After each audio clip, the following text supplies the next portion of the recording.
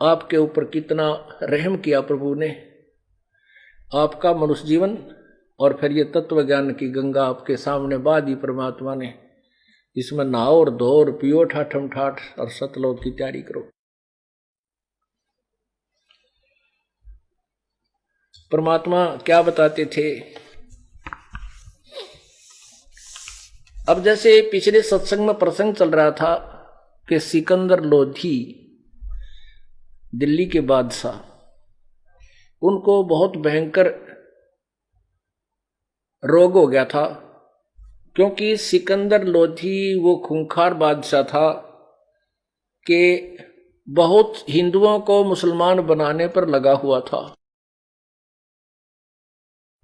यदि परमात्मा उनको झटका नहीं देते तो शायद ही हिंदू नाम का कोई व्यक्ति बचता, सभी मुसलमान बन जाते, कुछ डरते बन जाते, कुछ लालच में बन जाते। परमात्मा ने जैसा भी उस सिकंदर लोधी ने कुकर्म किए थे, सताई थी दुनिया को, जबरदस्ती मुसलमान बनाए थे, उसके दोष के आधार से, अत्याचार के कारण उसके ऊपर इतना भयंकर रोग हो गया कि किसी से भी उसका कोई इलाज नहीं हुआ। ना उनके धार्मिक जो गुरुओं से हुआ, ना मुल्ला, ना काजी, ना पीरों से, और न ही किसी हिंदू वैद्य से या किसी गुरु पीर से या किसी संत ऋषि से सिकंदर लोधी का कोई राहत नहीं मिली।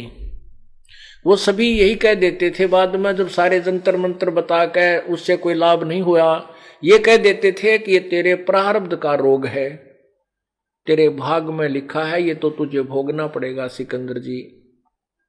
इसको कोई पृथ्वी पर कोई भी भगवान इसको समाप्त नहीं कर सकता।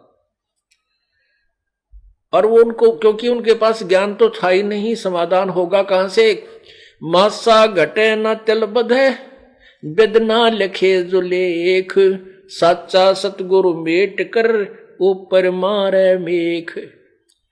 ठीक है, कबीर परमात्मा यानी पूर्ण ब्रह्म के अतिरिक्त कोई भी संत, कोई भी भगवान, ब्रह्मा विष्णु महेश, ब्रह्म पर ब्रह्म आदि, अब उनके मस्तिष्क भाग्य में लिखे हुए लेख में कोई परिवर्तन नहीं कर सकते। केवल पूर्ण परमात्मा ही परिवर्तन कर सकता है। अब